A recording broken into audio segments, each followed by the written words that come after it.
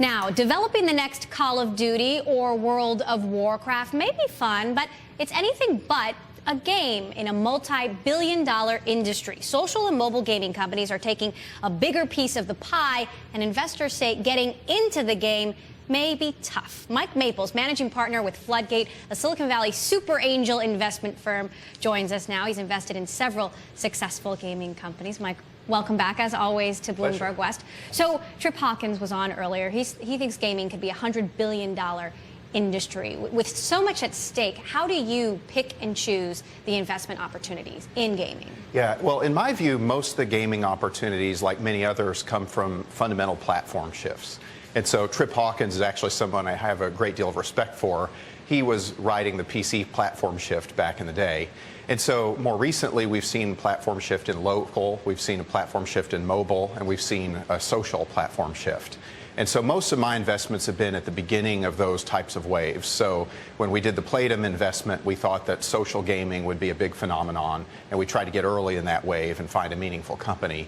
Similarly, NG was a mobile gaming company. And so we look for the big sea change events, and then we look for the sort of the new historical players in those sea changes. With the rise of Zynga on top, about to potentially IPO, right. How does that create new challenges for developers trying to get into the game? Yeah, so I think that in the early days, it was the Wild West. And so in the early phases of any technology boom or wave, new entrants actually have an advantage because they can ride a new technology trend. But I think what's happening today is that Zynga has a great deal of distribution, a huge number of customers, and the production values of their games increase all the time. And so all of those things put together, I think, create huge barriers to entry. So I think that there could still be interesting gaming companies in the social realm, but I think it's going to be hard for somebody to create a portfolio-driven breakout success, huge franchise company like Zynga. And I think the production values of their games will just go up and up and up over time, increasing the barriers. Mike, when you're looking for the kind of changes that are happening, so those big changes, I'm going to ask you, since you invest in the future, what you see in the future. What are the next really big groundbreaking changes like social gaming? Yeah, so I struggle with that one a little bit, to be honest. And so one thing that has surprised me is the lack of taking advantage of local. I thought someone would come up with some new huge gaming company that just had some fundamental breakthrough innovation in local gaming. And, you know, some of these ideas are pretty overwrought, like scavenger hunts and things like that. Nobody's really come up with a company that I think offers a true breakthrough. Whereas I think in the case of mobile, NG rightly understood that the iPhone had the computing power of a Sony PSP, and you could build a business on that in contrast to the past. And I think Zynga understood that you could use social platforms to create parlor games with a worldwide audience. But we just haven't seen local. And then also I tend to agree with Trip's point of view that the browser is the unifying interface across all platforms and devices, be they PCs, post-PC, consoles. And it feels to me like somebody might have a breakthrough using the browser and making it portable across all computing screens. So you're waiting for the Groupon of games, is what you're saying? I suppose so, yes. Before Groupon came out, I thought, gosh, everybody talks about local as the market of the future, and it always will be the market of the future. But then Groupon just came out of nowhere, and before you knew it, you got a 3-year-old company doing more than $500 million of revenue a quarter. And so I'm optimistic that somebody will come up with a way to leverage location or a localized experience, but I just haven't seen that company yet that just feels like the true breakthrough franchise player in the long run. Yet Groupon has no profits. When you saw the actual numbers in the S1 filing, right? Were you surprised? I mean, are you still as optimistic about its prospects? Well, it's funny. First of all, I'm not an investor in Groupon, and I'm not a student of their S1, so I've had a brief look at it. But I will for now, I'll just take the positive position on them. I remember, they remind me of AOL back in the day. And so I remember when AOL was this up-and-coming company, and everybody in Silicon Valley made fun of it. It's this company run from the East Coast. They ship floppy disks in airports and in magazines and at your doorstep, and their experience sucks and has crummy technology.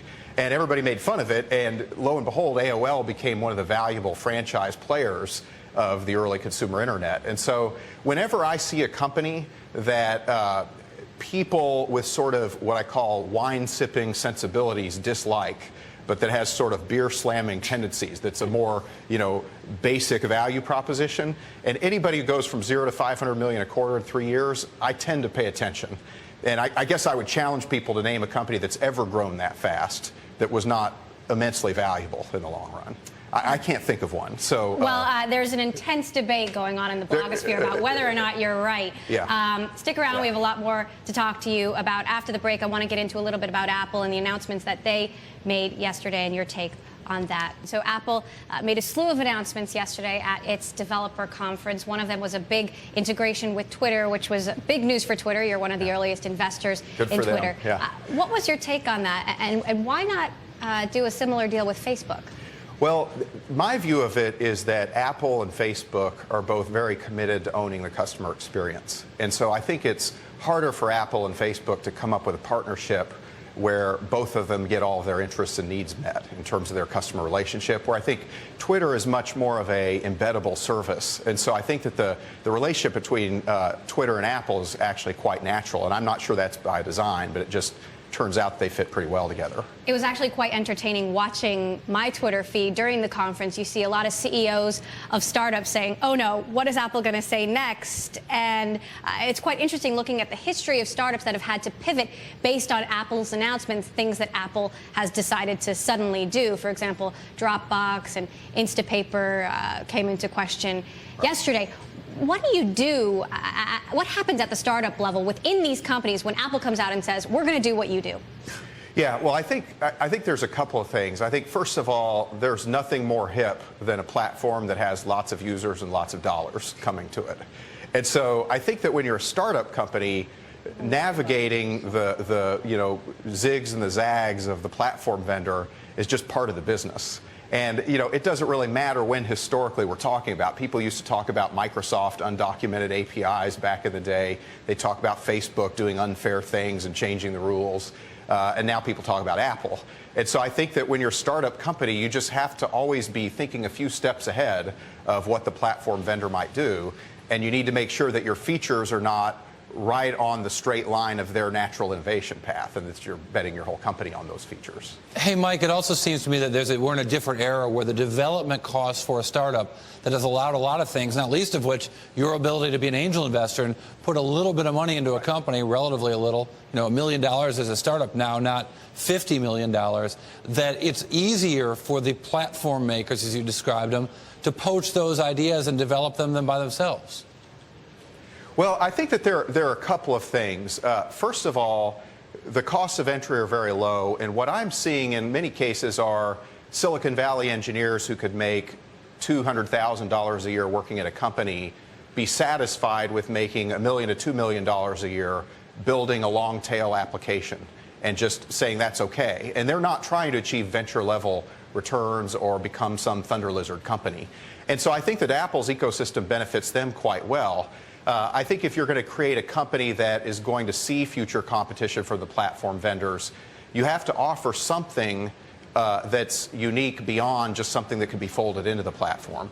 And I think that the big companies that have been successful have demonstrated they can do that. NG Moco on the iPhone gaming side, for example. So I don't think it's impossible to do. I don't think it's easy to do either.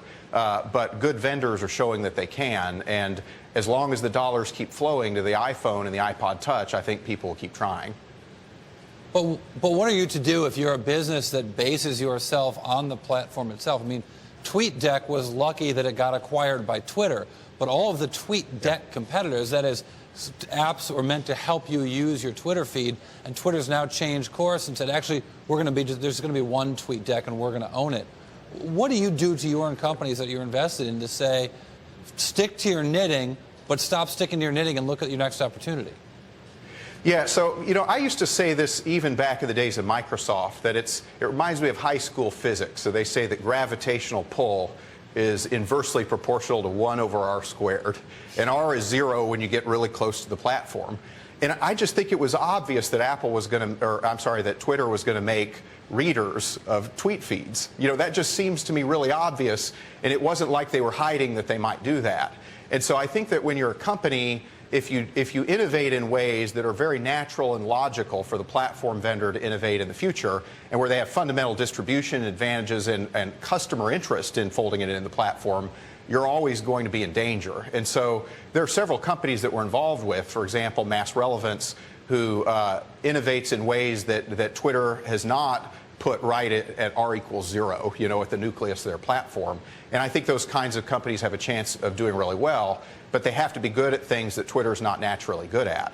And fundamentally, platform vendors don't owe it to anybody to guarantee them a business. It's up to people who produce on that ecosystem to define a business for themselves based on their own proprietary advantages, rather than hoping that the incumbent platform vendor is always going to give them a free lunch when their value proposition becomes obvious.